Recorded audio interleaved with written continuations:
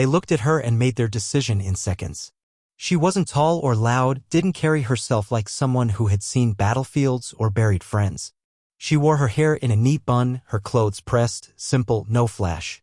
She smiled politely, nodded when spoken to, and asked thoughtful questions during HOA meetings.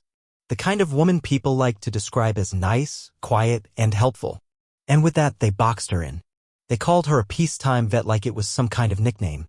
As if serving in a time of no declared war meant her service didn't count. As if her uniform had never been dirted by sand or her hands by blood. No medals on display.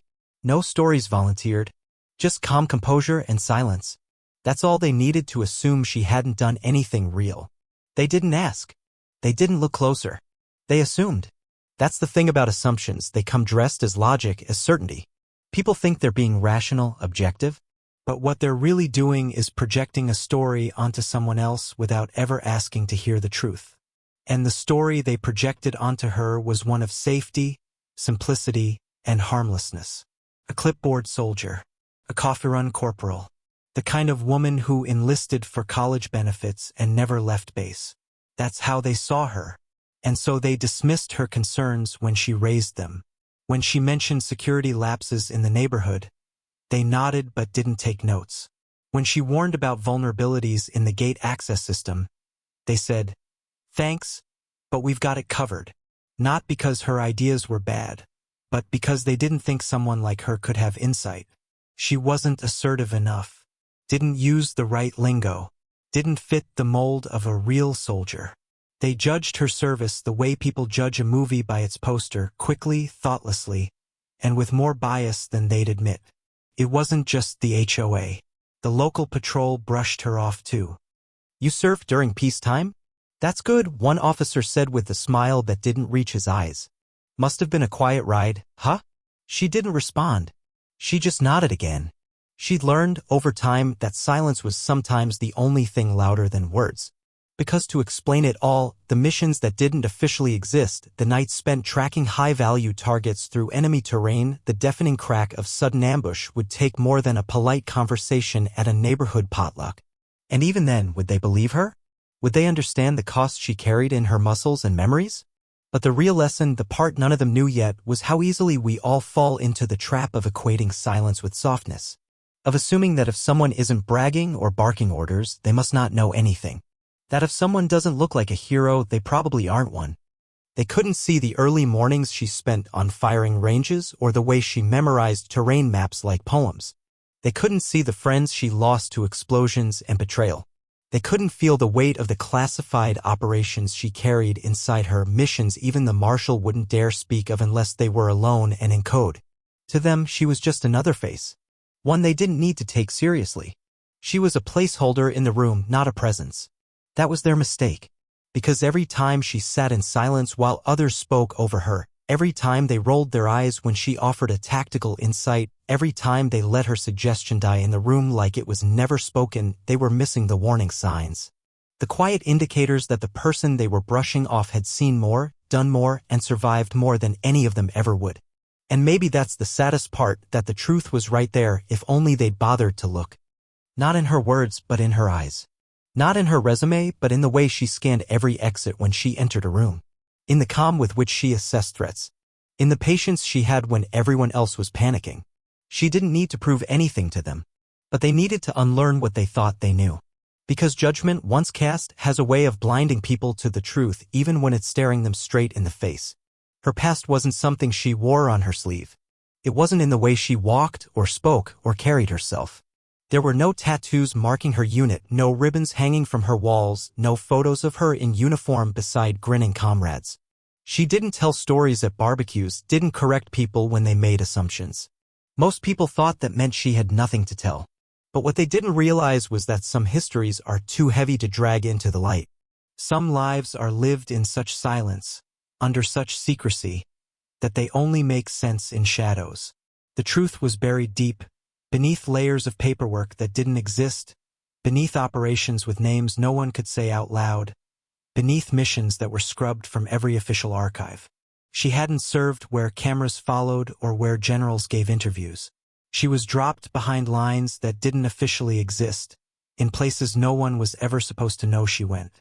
There were no parades when she returned, no press conferences, just a quiet handshake, a file that vanished, and an unspoken agreement that her silence was her final act of service. It was by design that her history was invisible. The kind of work she didn't come with applause. It came with burn phones and last-minute extraction plans. The seal on her ID, small, obscure, unrecognized by most, wasn't meant to draw attention. It was meant to confirm legitimacy to the handful who understood what it meant. To the rest of the world, it looked like a decorative symbol, something printed by mistake. And so people ignored it, just like they ignored her. She didn't mind. Not really. In fact, it gave her a kind of cover. Being underestimated was a weapon in its own right. It gave her room to observe, to move through the world unnoticed. She could sit in a room and listen, watch how people talked when they didn't think anyone important was around. She learned more that way, about the way people protect themselves with performance, how they use noise to disguise fear. But still, there was a loneliness to it, carrying all that history inside her, with no one to share it with. Not even her closest neighbors knew. They thought they did. They thought the stories they'd invented about her were close enough. She'd once overheard someone say, she probably did office stuff during her service, admin tasks. Good benefits, though. Another nodded. Yeah, peacetime vet. Not like the combat guys. She could have corrected them. She could have told them about the extraction under gunfire, the 6-day surveillance in 122-degree heat, the night she had to leave a man behind because the mission couldn't afford delay. She could have said their definitions were shallow, that they didn't know what peacetime really meant, that not all wars are declared and not all battles are fought in daylight. But she didn't. Some stories aren't for small talk. Some truths aren't safe in the open. And yet, that history shaped everything about her. The way she entered a room and instinctively checked for exits. The way she listened more than she spoke. The calm she carried when others panicked, the clarity she had under pressure, it all came from there. From a life most people would never know she lived. From moments where a single wrong move meant death. From knowing what it felt like to be both predator and prey. Those experiences were etched into her muscle memory, into the rhythm of her breath, into the silence she held like a shield. People saw her calm and mistook it for softness. They didn't see the calculation behind her eyes. They didn't see the past in her stillness. But every move she made had been shaped by that hidden history. Every instinct sharpened in the field. Every word measured the way she'd learned to measure risk. That's what they didn't understand. That the past isn't just something you remember. It's something you carry. In the way you move, the way you think, the way you survive. And when the Marshal saw the seal, that tiny mark most would overlook, he didn't ask questions. He didn't joke, didn't smirk. He just stood still for a moment, staring like he was looking through time. Because he knew. He recognized what that seal meant. And in that instant, the weight of her hidden history revealed itself not through words, but through the silence between them. Respect is easy when someone fits the image we've already decided is worthy. A tall man in full uniform, sharp metals gleaming on his chest. A firm voice, a confident stride. A backstory that's been told and retold in war movies and documentaries. That's the kind of person people instinctively respect, without thinking. But real respect, earned respect, requires something deeper. It requires us to look beyond the surface, to acknowledge what we don't understand, to hold space for what isn't visible or loud or celebrated. She didn't demand attention. She didn't remind people of her service. She never interrupted to list her qualifications. That was never her style. She believed respect meant more when it came without prompting. When it was offered because someone chose to look past assumptions, not because they were forced to confront facts. And yet, in rooms where louder voices dominated, she often went unnoticed. When she spoke, it wasn't with the booming presence people associated with leadership, but with steady intention. She didn't fight to be heard, but she deserved to be. The community respected uniforms when they came with speeches and flags, when the stories were clean, public, and easy to digest. But hers wasn't that kind of story. Her path had been carved in silence. Her contributions weren't printed in headlines. No ceremonies had marked her return. No photo ops sealed her achievements. That made it easier for others to treat her as ordinary, to assume she hadn't seen much, hadn't done much. And in doing so, they missed the truth. Because she was the kind of soldier who had been trained to vanish, to blend in, to be invisible when necessary. Her silence wasn't a lack of experience, it was part of the mission. And even now, long after the missions were over, she carried that discipline with her. She didn't speak of what she'd done, not because it wasn't significant, but because she had promised not to. That promise wasn't just a professional duty, it was personal honor. And still, the HOA dismissed her. When she pointed out tactical vulnerabilities in the neighborhood's layout, they called her paranoid.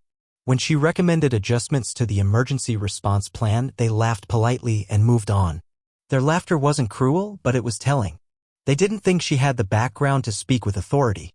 She didn't look like someone who'd seen combat.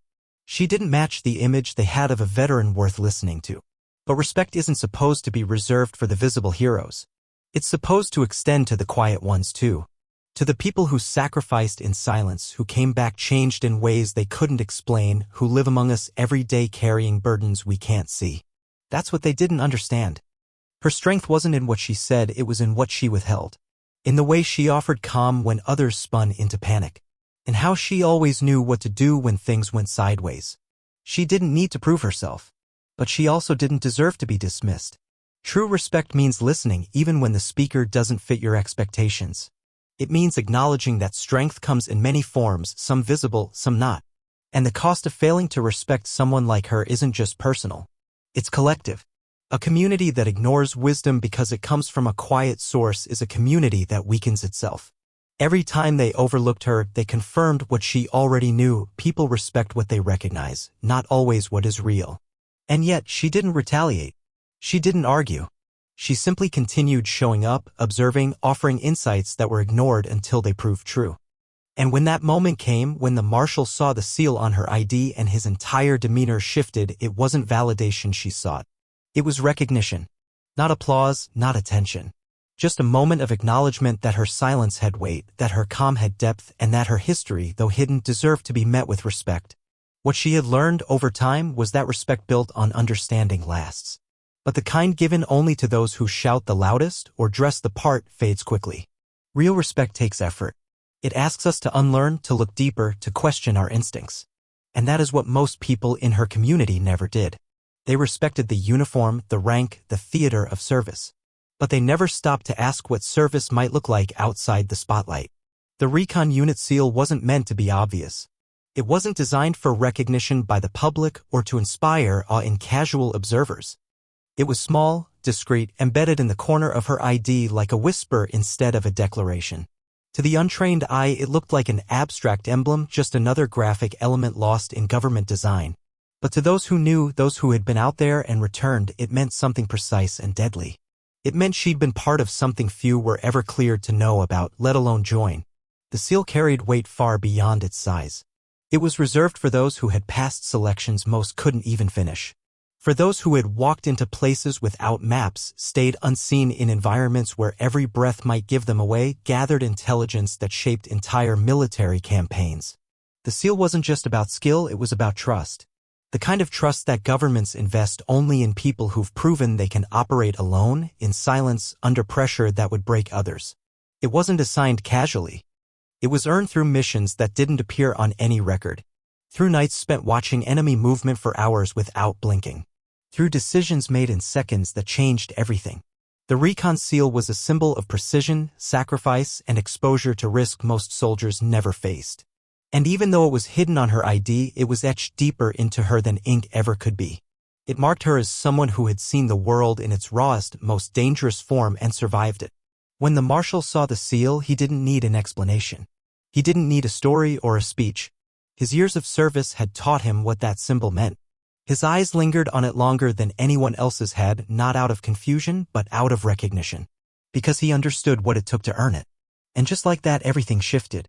His posture, his tone, his silence, they all acknowledged what the others had missed. Not because she had changed, but because now he knew.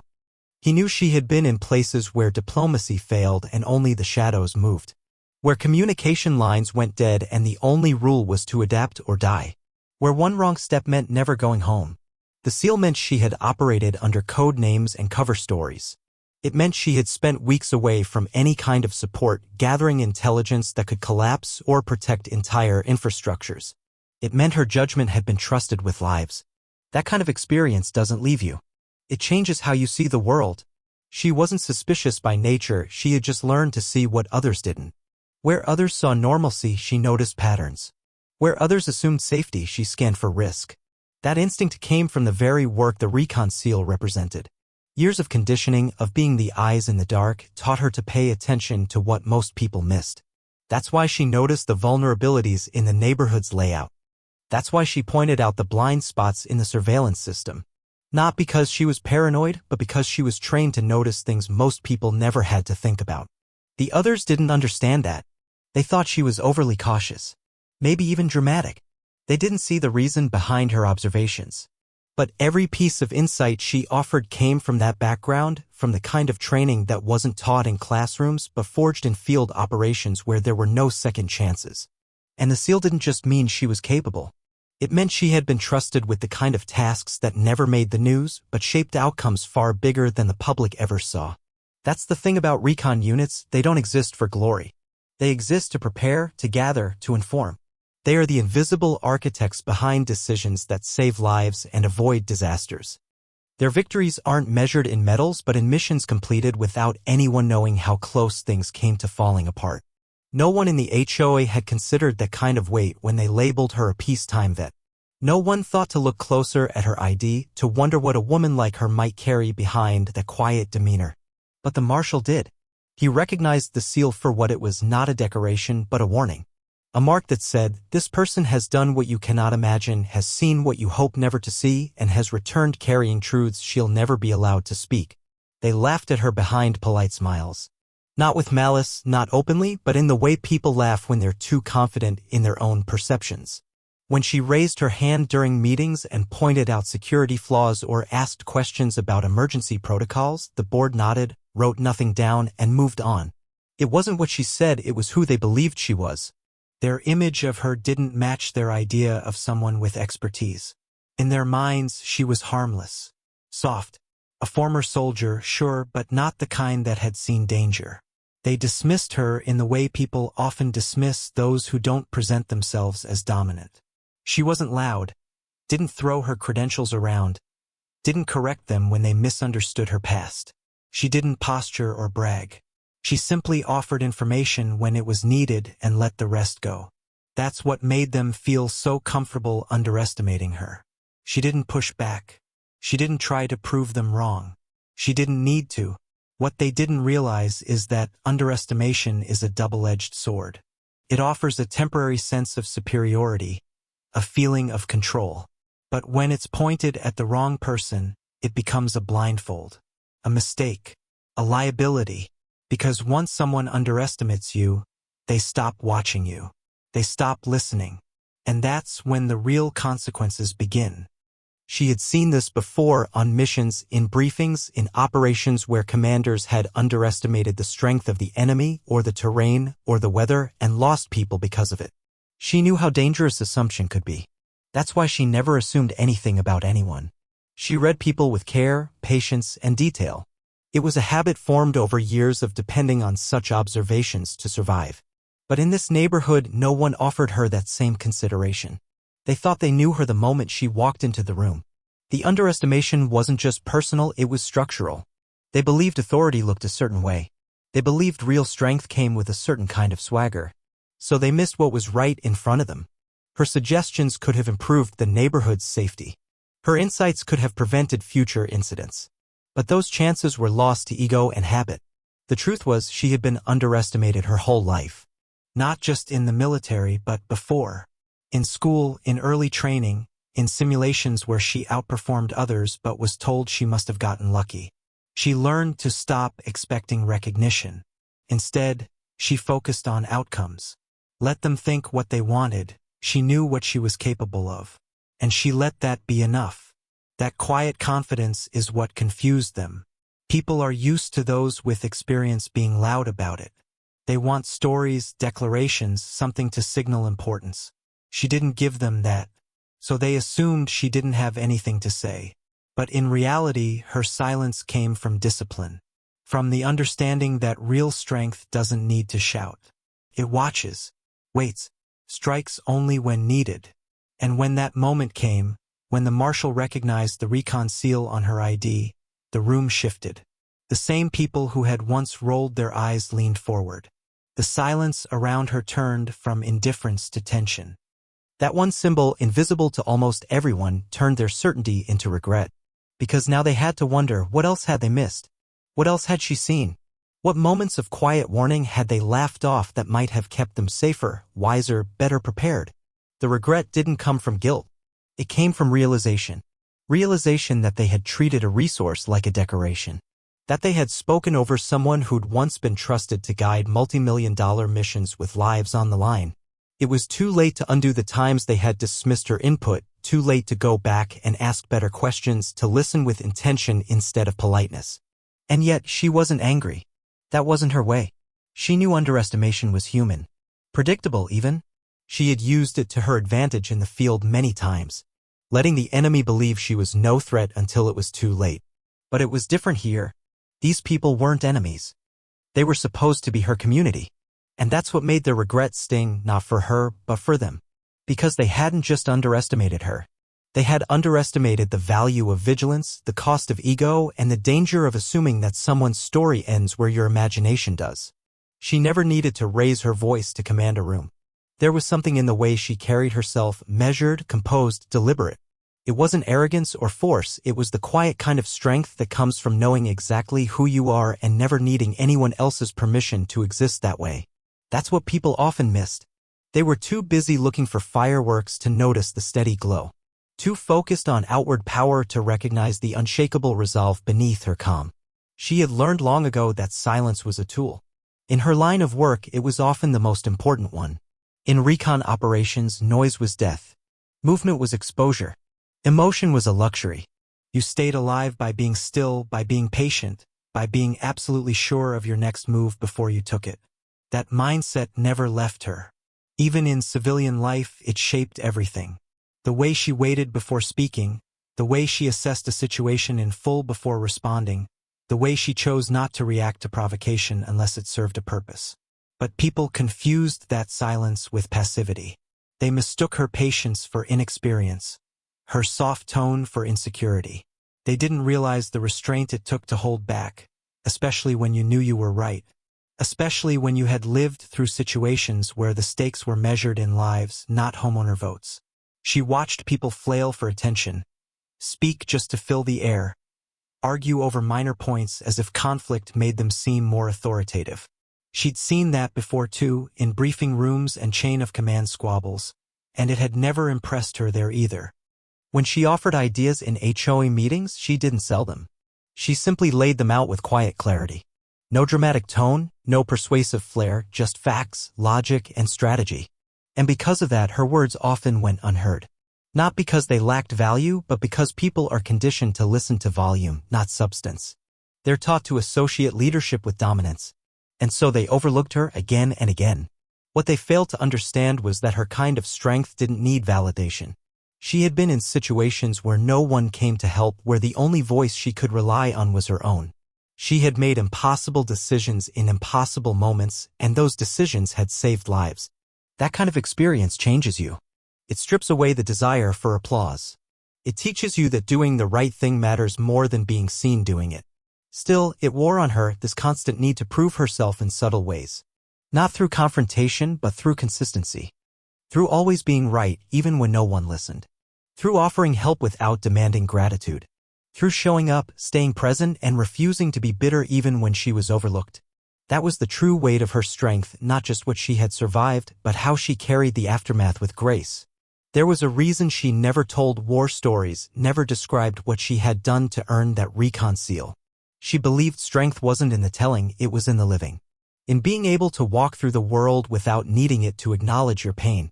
In being able to sit in a room full of people who thought they knew more than you and never once feeling the need to correct them unless it mattered. Her silence wasn't empty. It was earned. Even when the others dismissed her suggestions, she kept offering them. Even when they failed to act, she kept observing, planning, adjusting. She did it not for recognition, but because she had been trained to protect, to anticipate danger before it arrived. And when the moment finally came, when the Marshal noticed that seal and understood who she really was, it wasn't vindication she felt. It was confirmation. Confirmation that the strength she had been quietly holding all this time had not gone unnoticed by everyone. Strength, she had come to learn, isn't always about the moment of action. Sometimes it's about what comes before. The stillness. The waiting. The clarity of knowing exactly what you are capable of even when no one else does. That's the kind of strength that doesn't fade with time. It deepens. It roots itself into who you are. And no HOA meeting, no neighbor's judgment, no casual dismissal can take that away. Because it was forged in fire and silence, in missions no one would ever speak of, and in the long, lonely return to a world that would never quite understand what it had been protected from.